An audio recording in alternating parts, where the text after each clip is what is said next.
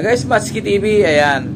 Galing ako sa LTO kahapon kasi magpapalit ako ng address ko sa aking driver's license. Matagal na yung driver's license ko na ang nakalagay is Taguig.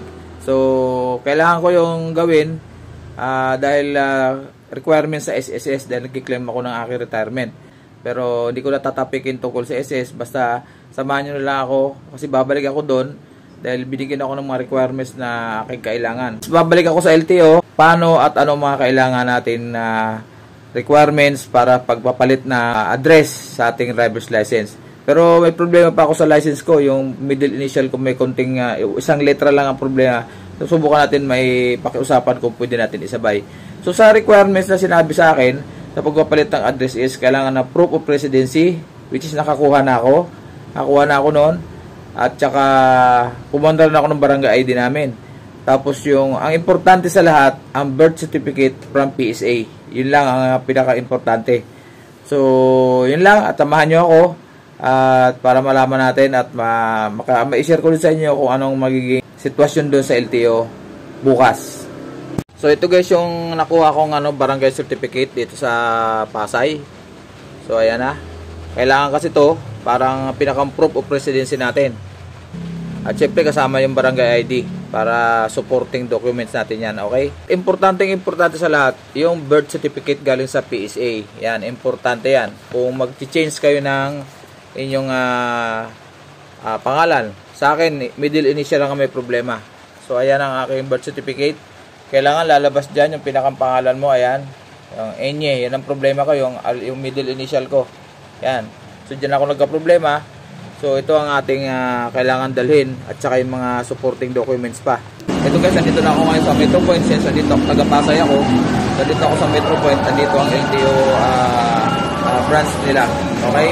So guys, siyempre sa pagpapalit ng address or kung ano man babaguhin, siyempre kailangan dalhin nyo yung inyong lisensya. At wag kakalimutan ang birth certificate from PSA. Importante po yun. Valid IDs at saka kailangan yung humingi ng proof of residency sa inyong barangay. Patunayan na doon ko talaga kayo nakatira sang-ayon doon sa address na binibigay yung ID. So ako, andito yung aking 2 valid IDs which is barangay, ino-honor ng LTO yan. Ayan guys. So proof of residency tawag dyan. Ngayon, ang lalakarin ko dito, ang tawag dito ay LTO Revision of Records. Yan ang tawag dyan. Tapos may pipill upan tayong form, ito na tawag na APL. Yung application for permit and license. So, tara na guys.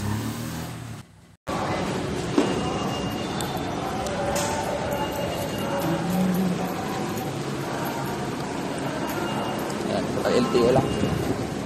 So, ang LTO dito ay 4th floor. Guys, 4th floor.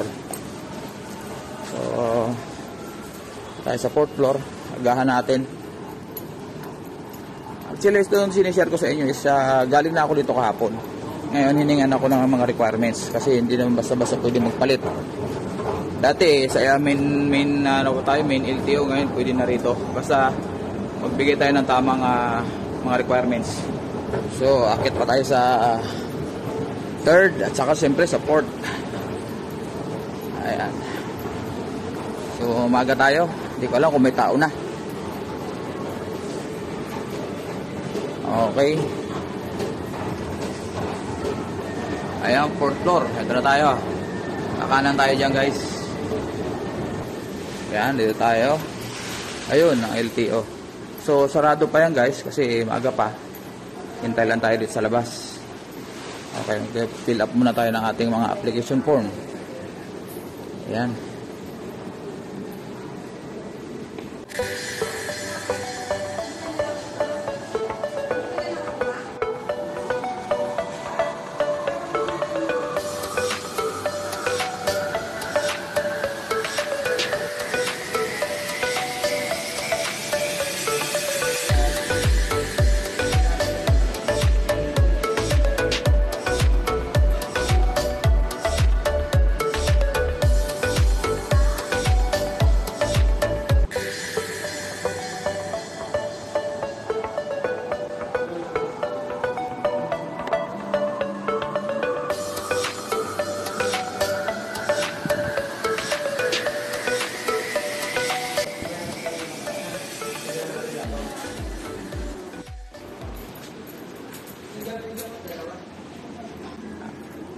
Salamat sir ha.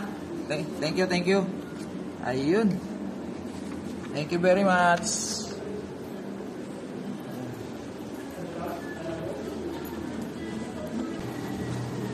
Ayun guys. Ito, tapos na natin yung ating problema. Linaw ng aking camera. So, ang binago lang dito guys ay yung aking address. Ayan. Aking address. O, yung may gustong pumunta sa akin, ayan ang address ko. Tsaka yung aking middle initial. Dati kasi walang N yan eh. N lang, N. So, mali. Kailangan ko sa mga dokumentong pinaprocess ko. Kailangan tama yung address at saka yung pangalan, buong pangalan. So, ito na yung resibo.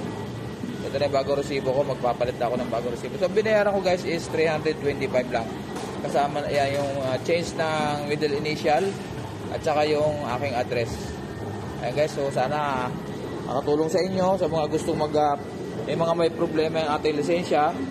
Ito ang mga proseso na ating ginawa. So maraming salamat sa inyo guys. Ayan, bye bye po at God bless po sa ating lahat. Okay, ingatan po natin ang ating lisensya. Okay.